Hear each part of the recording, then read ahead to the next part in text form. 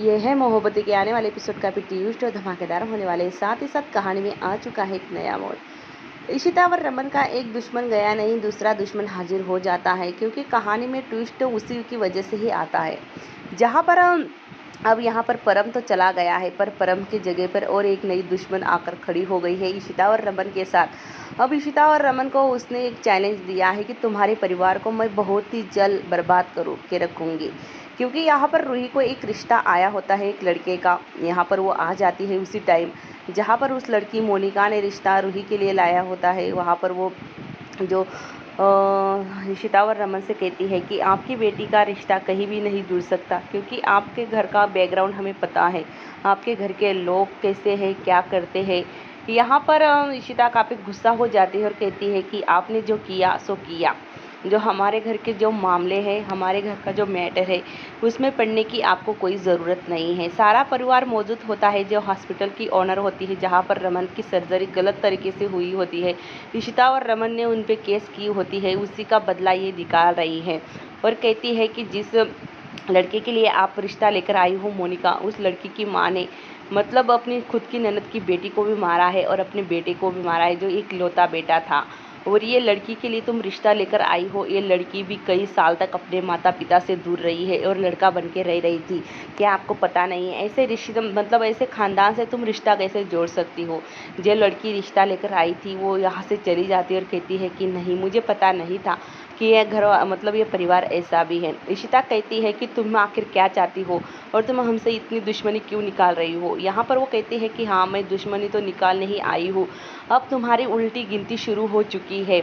तुम अपने परिवार को बचा सकती हो तो बचा लो, यहाँ पर मैं तुम्हारा परिवार को बर्बाद कर दूंगी, तुम देखते जाना। इशिता कहती है कि तुमसे जो हो पाएगा वो कर लो, मैं भी पूरी तैयारी के साथ मेरे परिवार को बचाने के लिए खड़ी हूँ। और तुम क्या करोगी मेरे परिवार के साथ? तुम कर ही क्या कर सकती हो? इतने बड़े तूफान आए हैं, हमने एक मतलब सारे परिवार ने इकट्ठा होकर सारे मतलब मुसीबतों से लड़े हैं और आज हमारा परिवार एक हैप्पी परिवार है और एक साथ खड़ा हुआ है। जब भी हमारे परिवार पे कोई मुसीबत आती है तो मिलकर हम उसका सामना करते हैं, ना ही डर के भागते हैं।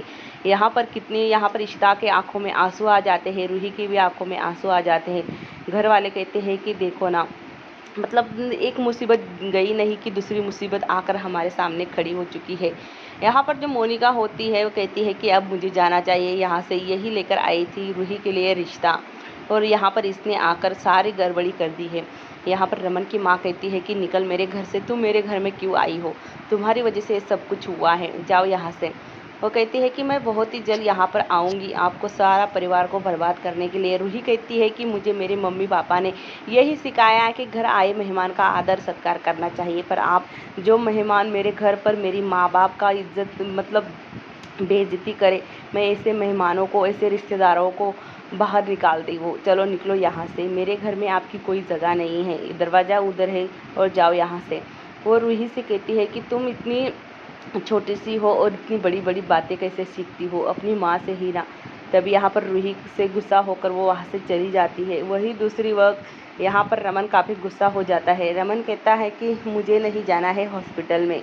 इशिता कहती है कि आपको क्यों नहीं जाना है? आपने तो रूही से वादा किया है ना, फिर आप क्यों नहीं चाहते कि आप हॉस्पिटल चले? आपकी मतलब थेरेपी है आज और हमने अपॉइंटमेंट भी ले ली है, आपको चलना ही होगा। रूही भी रिक्वेस्ट करती है और कहती है कि पापा आप ऐसा क्यों करते हो, बार बार मना क्यों कर देते हो थेरेपी लेने से? आप थेरेपी नहीं लोगे, आपने से हिम्मत हार जाओगे किसी के भी कहने पर, तो आप अपने पैरों पर खड़े कैसे होंगे? आपने मुझसे वादा किया है ना कि आप मेरी शादी में मतलब मेरा कन्यादान करोगे, मुझे मंडप में लेकर जाओगे, फिर आप ऐसे कैसे कर सकते हो? तभी रोमी का फ़ोन आता है रूही को और कहता है कि रूही आज बहुत बड़ी मीटिंग है और क्लाइंट जो है वो कॉफ़ी में होटल में आने वाले हैं, तुम्हें जाना होगा।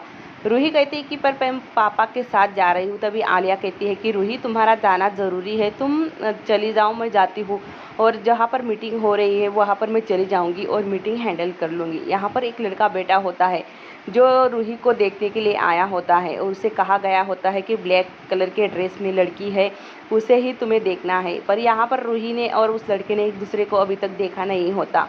यहाँ पर एक वेटर आता है और पूछता है कि सर आपको क्या चाहिए?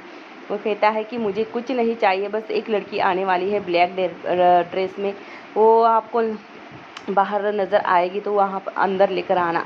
यहाँ पर वॉचमैन कहता है कि मैडम आपका कोई इंतज़ार कर रहा है। आलिया आती है। आलिया और उसकी पहले से ही फाइट हो चुकी होती है। आलिया कहती है कि ये कैसे बार बार मेरे सामने आ जाता है। और आलिया कहती है कि हाँ चलो मुझे क्या करना है, मैं तो यहाँ पर मीटिंग करने के लिए आई हूँ।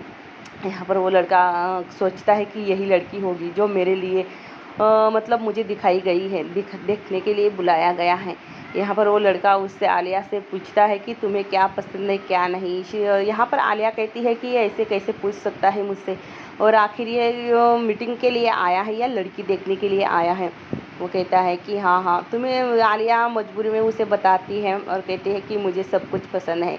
उसकी जो जो हॉबियाँ होती है आलिया उससे बताती है, पर आलिया को पता नहीं है कि लड़की देखने के लिए आया है, और उसे भी पता नहीं है कि ये मीटिंग के लिए आई है। दूसरी तरफ यहाँ पर थेरेपी के लिए रमन आता है। रमन डॉक्टर जो होता है वो इशिता से कहता है कि इशिता जी, आपको मैं एक बात बता देना चाहता हूँ, जब तक रमन जी अपने आप को तैयार नहीं करेंगे अपने पैरों पर चलने के लिए, तब तक वो अपनी हिम्मत नहीं जुटाएंगे, तब तक वो अपने पैरों पर नहीं खड़े हो पाएंगे। वो कोशिश ही नहीं करते अपने आप को खड़े होने की, क्योंकि वो जब चाहेंगे, मतलब उन्होंने ठान लिया कि उन्हें अपने पैरों पर खड़ा होना है तो वो हो सकते हैं, और वो ऐसे ही कमज़ोर पड़ते रहे तो अपने पैरों पर कभी खड़े नहीं हो सकते।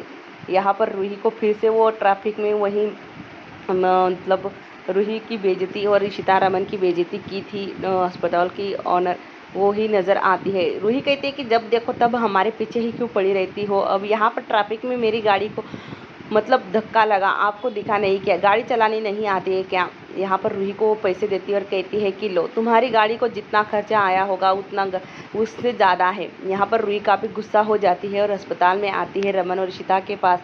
यहाँ पर इशिता रमन से कहती है कि तुम्हें अपने पैरों पर खड़ा होना ही चाहिए, तुमने तो रूही से प्रॉमिस किया है ना कि तुम उसकी शादी में उसे मंडप में उठाकर ले जाओगे, उसका कन्यादान करोगे, ऐसे कैसे प्रॉमिस किया था तूने। यहाँ पर रूही आलिया कहती है कि आप लड़की देखने आए हो या यहाँ पर मीटिंग करने आए हो। वो लड़का करता है कि हाँ मैं तो यहाँ पर लड़की ही देखने आया था, क्यों। तभी आलिया कहती है कि शायद कोई गलतफहमी हो गई होगी। तभी यहाँ पर इशिता और रमन अस्पताल में थेरेपी के लिए आए होते हैं। इशिता रमन को पीछे से पकड़ती है और रमन से कहती है कि रमन तुम्हें अपने पैर नीचे रखने ही होंगे, अपने पैरों पर थोड़ा जोर डालोगे तो शायद एक दिन ऐसा भी आएगा कि तुम अपने पैरों पर खुद ही खड़े होंगे और चलने लगोगे। तुम अपनी हिम्मत नहीं हारनी चाहिए तुम्हें।